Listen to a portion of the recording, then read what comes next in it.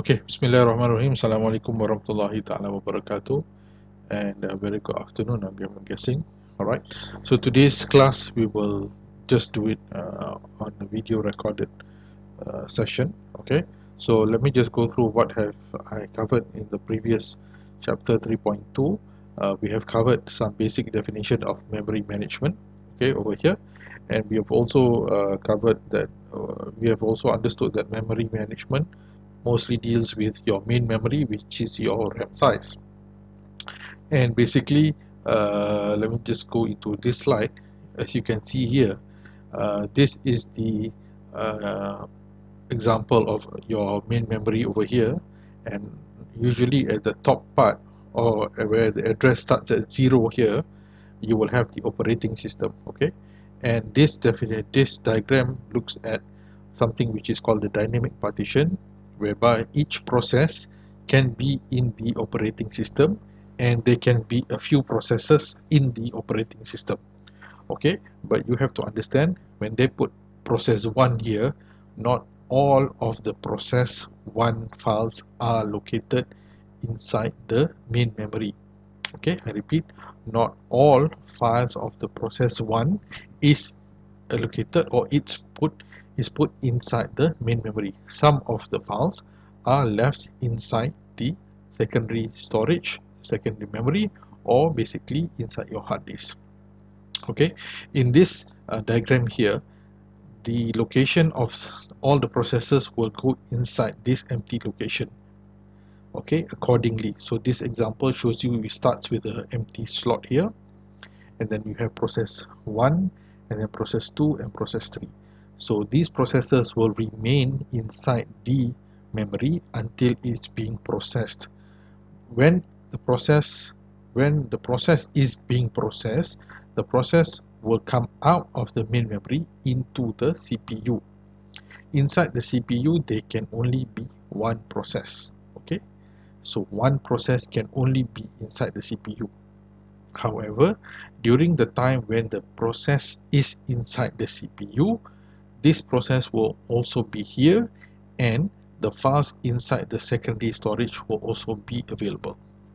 When I talk about dynamic partition, meaning to say the process can go inside the main memory as long as there is enough required space.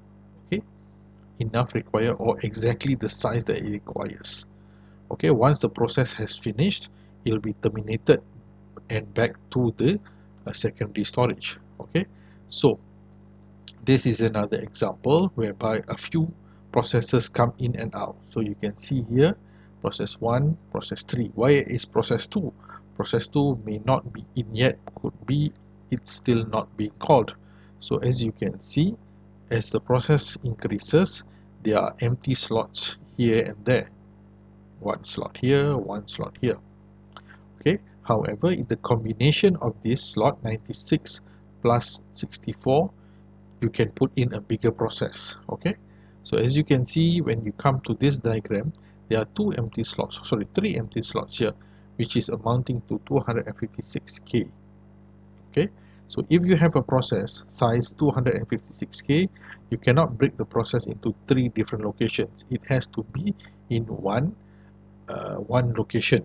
So the operating system will do something which is called the compaction, or sometimes you might heard it as defragmentation.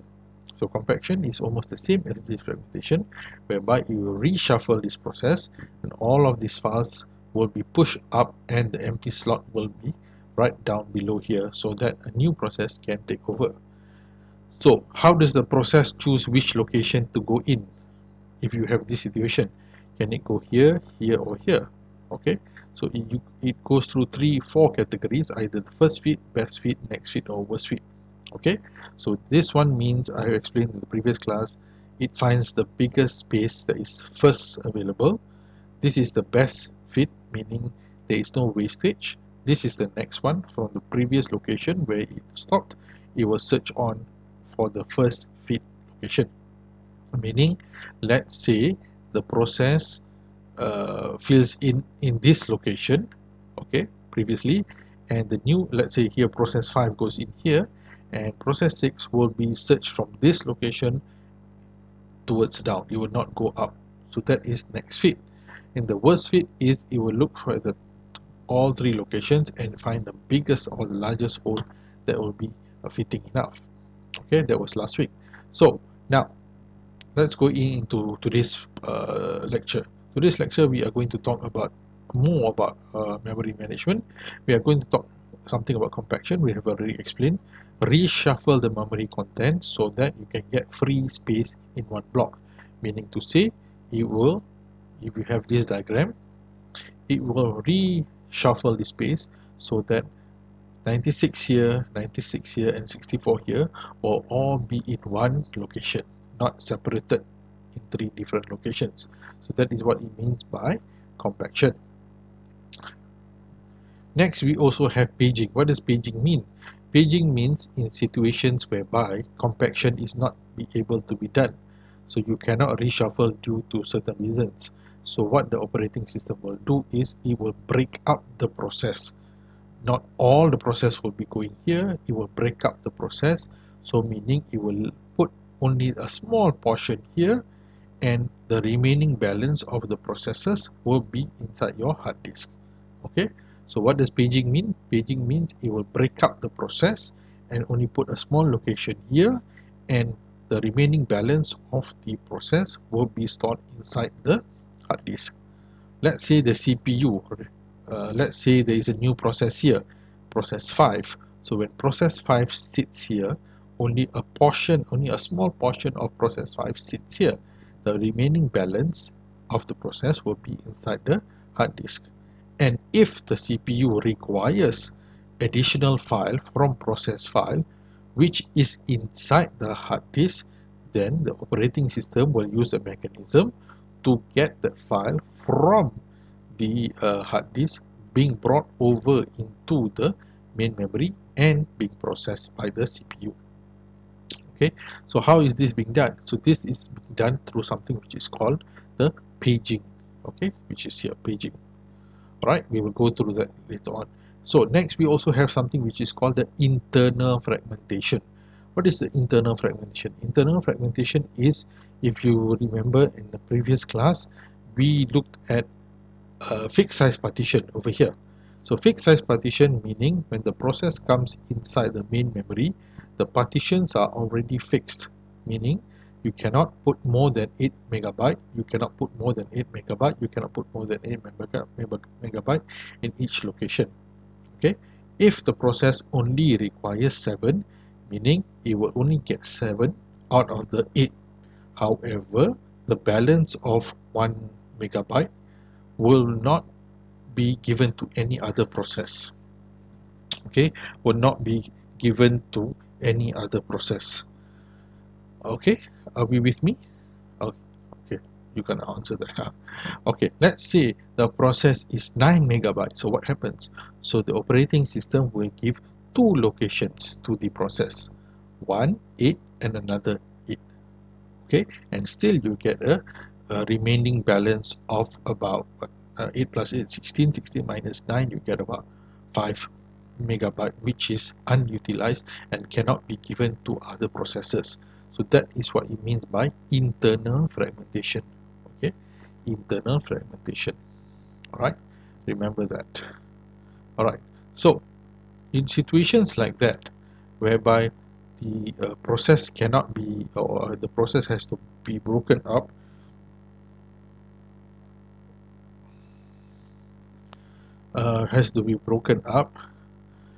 then you have something which is called the paging section, whereby this one here, then you have something which is called the paging section, meaning the process will be broken down into two sections, one sitting inside the main memory and another sitting inside the hard disk. Okay, let's go on to that. Okay, this is okay. Alright, here we go. Paging. So paging is a memory management scheme that permits physical address of a process to be non-contiguous, meaning it's not side by side. Contiguous means side by side.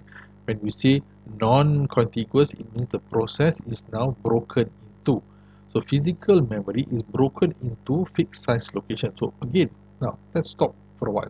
Where is physical location? Where is physical location located? Physical location is located inside your, let me just type here, inside your uh, secondary memory. Secondary memory. Okay, where is secondary memory? Secondary memory is inside your hard disk. And where is logical memory? Logical memory is inside your main memory. Okay, so remember this. These two things are very important. So you need to understand the process is now broken into uh, several locations or several size, or what we can say as several pages, and stored inside these two places: physical memory, which is inside your secondary memory, and logical memory, which is inside your main memory. Okay, let's go into and see how does it look like. Here we go. All right, so this is what you have here. Okay, this is what you have here. And let me see. Okay, so let me see here. Okay, so this is your physical memory. Where is the physical memory? Physical memory is inside the secondary memory. Where is secondary memory? Secondary memory is referring to your hard disk. Okay, so this is the CPU. Alright, so now we understand. So CPU is here, secondary memory is here. So where are this whole thing here? So this page table, okay, is inside your main memory. Okay, I repeat myself. Page table uh, is inside your main memory, which refers to your RAM. Okay, all right. So this picture tells you about a process being broken into several pages. Okay, not only one, several pages. Okay, so in order for the CPU to access that process or to access that file which is inside the physical memory, the CPU will come out with two things. We will come up with a logical address in order for the operating system to locate the physical address of that particular file. Okay, because the CPU wants to get a particular process from the physical memory, so the CPU will release or will give something which is called a logical address for the operating system to locate the physical address. Okay, this is something like this. I would require you to, let's say you have a locker system in your ITM. Each student is given a locker based on certain numbers. Okay, in order for me to access each of the locker, I will give you a number. So that number represents the locker number. Okay, I do not give you anything else. I just give you the locker number. So in this case, the same thing, because the CPU needs to access certain locations inside the physical memory or inside the physical memory, so the CPU will come up with a logical address, and the operating system will translate this logical address into physical address for it to capture the information from the physical memory. So this page table is like a reference table. It's like a reference table because the logical address will be checked with the page table to find out where is the physical address. It's something like this. I only know the locker number, so I need to know who has or who owns this locker. So I will look inside this page table. So I will look, okay, locker number 1 belongs to Ahmad.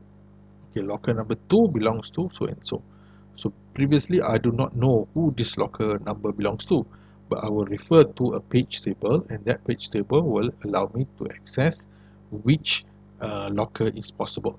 Okay, so in this case, the CPU will give the operating system a logical address, and the operating system will take that logical address and convert it using page table into physical address. Okay, I repeat myself. You will take the logical address, look at the page table, convert that logical address into the physical address. Okay, so we will stop now in 5 seconds. and we will continue on the second part of this video. Thank you very much.